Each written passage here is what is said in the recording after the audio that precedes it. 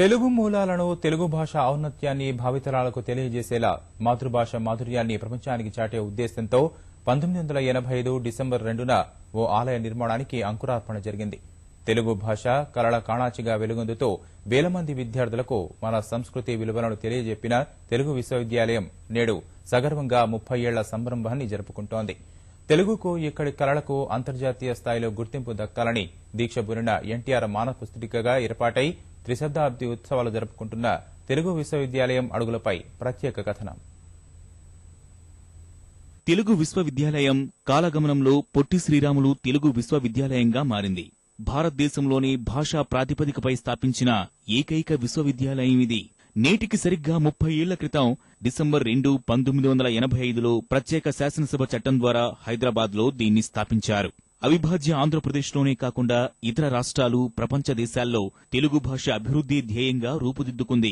సాహిత్య, సంగీత, నాటక, నృత్య, లలిత కళా అకాడమీలను, అంతర్జాతీయ తెలుగు సంస్థ, తెలుగు భాషా సమితులను ఇందులో విలీనం చేశారు. 1998లో పొట్టి శ్రీరాములు తెలుగు విశ్వవిద్యాలయంగా మార్పు చెందిన ఈ విద్యాలయం 1990లో యూజీసీ పరిధిలోకి వచ్చింది. 2010లో పరిపాలనాపరంగా సాంస్కృతిక శాఖలో భాగమైంది. నిధుల కొరతతో 2 ఏళ్ల క్రితం రాష్ట్ర ఉన్నత విద్యాశాఖ పరిధిలోకి తీసుకొచ్చారు. దివంగత సీఎం ఎన్టీ రామారావు తన మానస పుత్రికగా ఈ విశ్వవిద్యాలయాన్ని భావించేవారు. నాటి నుంచి నేటి వరకు వేల మంది విద్యార్థులను తెలుగు భాష, సంస్కృతి, కళల విషయంలో నిష్ణాతులుగా తీర్చిదిద్దుతూ ముందుకు సాగుతోంది. భాషాపరంగా, విజ్ఞాన సరస్సు పరంగా, జానపద కళల పరంగా, సంగీత పరంగా ఈ విశ్వవిద్యాలయంలో అనేక చిత్రకళ, శిల్పకళ వాటిని ఆధారంగా ఇక్కడ కోర్సులు రూపొందించడం జరిగింది. భారతదేశంలో ఉన్న కొన్ని విశ్వవిద్యాలయాల్లో ఒక అగ్రేసరమైన విశ్వవిద్యాలయము లలిత కళలకు సంబంధించింది తెలుగు విశ్వవిద్యాలయం.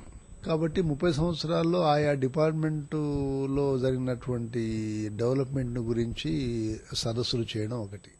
తెలుగు సంస్కృతి, కళల బోధనను ఒకే ప్రాంతానికే పరిమితం చేయకుండా హైదరాబాద్లో లలిత కళా ప్రాంగణాన్ని ఏర్పాటు చేశారు. రాజమండ్రిలో నన్నయ్య, వరంగల్లో పోతన, శ్రీశైలంలో పాల్కురికి సోమనాథ, కూచిపూడిలో సిద్ధేంద్రయోగి ప్రాంగణం నడుస్తున్నాయి.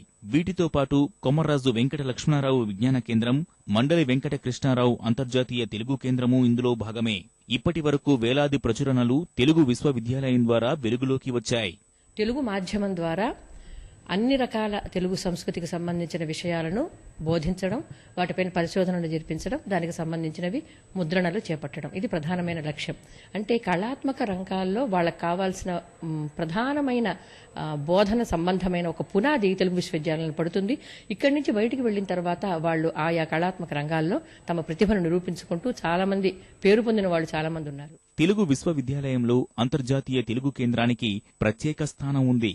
తెలుగు పాఠ్య పుస్తకాలు, పాఠశాలలకు సహాయం, ఉపాధ్యాయ శిక్షణ, ఆధునిక తెలుగు, కూచిపూడి నాట్యం మొదలైన వాటిలో శిక్షణా కార్యక్రమాలు నిర్వహిస్తోంది. దూర విద్యా కేంద్రం ద్వారా తెలుగు, సంస్కృతం భాషలు, జ్యోతిష్యం, వార్తలు, సంగీతం, సినిమా సంభాషణ విభాగాల్లో certificate, BA, PG diploma, MA certificate కోర్సులు, ప్రచురణలు ఇక్కడ నిర్వహిస్తున్నారు. త్రిదశాబ్ది 30 సంవత్సరాలు అయింది కనుక ఈ సందర్భంగా మేము తెలంగాణ రాష్ట్రం ఏర్పడి మా తెలుగు యూనివర్సిటీని తెలంగాణ ప్రభుత్వం అడాప్ట్ చేసుకున్న సందర్భంగా పూర్తిగా సదస్సు అంతా కూడా మేము తెలంగాణకు సంబంధించిన ఫోకస్ తోటి సదస్సుని ప్రణాళిక చేసుకోవడం జరిగింది. ఇదేమిటంటే తెలంగాణ ప్రాంత సంగీత వికాసం అని టైటిల్ పెట్టుకుని ఈ మార్పులన్నీకి సంబంధించిన విషయం అంతా కూడా ఒక పేపర్ తీసుకున్నాము. తెలుగు విశ్వవిద్యాలయంలో శిక్షణ తీసుకోవడం అదృష్టంగా భావిస్తున్నామని ఇక్కడి విద్యార్థులు సంతోషం వ్యక్తం చేస్తున్నారు. సంగీతం, ఇతర శ్రవణ, దృశ్యాల రూపకల్పన కోసం ఇక్కడ ప్రత్యేకంగా అత్యాధునిక స్టూడియోను సిద్ధం చేశారు. ఇది ఎంతో ప్రత్యేకమైన విశ్వవిద్యాలయం అండి. ఎన్నో రకాల కళలు అసలుకి మనకి ఎక్కడ నేర్చుకోవడానికి వీలవనన్ని అద్భుతమైన కళలు ఇక్కడ నేర్పిస్తారు. సంగీతం అనేది పూర్వజన్మ సుకృతం. అసలుకి అది ఎంతో మంది ఎన్నోసార్లు ప్రయత్నం చేస్తారు కానీ అది అంటది. అది నాకు ఆ సుకృతం వల్లే నాకు సీట్ దొరికిందని నేను అనుకుంటున్నాను.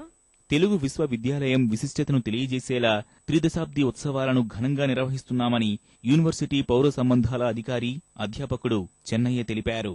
ప్రతి సంవత్సరము వ్యవస్థాపన దినోత్సవం నిర్వహిస్తూ ఈ విశ్వవిద్యాలయం ఏర్పడినప్పటి నుంచి ప్రతి సంవత్సరము ఒక విశిష్ట పురస్కారాన్ని అందిస్తున్నాము.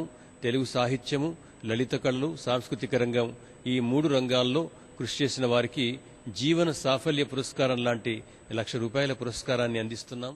తెలుగు విశ్వవిద్యాలయం తొలి ఉపాధ్యక్షుడిగా ప్రముఖ సాహితీవేత్త ఆచార్య తూమాటి దొన్నప్ప, రెండో ఉపాధ్యక్షుడు సి నారాయణ రెడ్డి విశ్వవిద్యాలయం అభివృద్ధికి విశేషమైన కృషి చేశారు.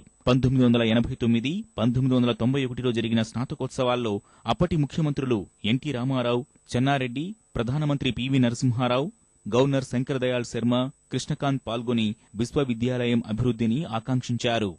ఫస్ట్ ఆఫ్ ఆల్ ఇక్కడ చాలా ఫ్యాకల్టీ, చాలా డిపార్ట్మెంట్ మాత్రం చాలా ఎంకరేజ్ చేస్తుంది.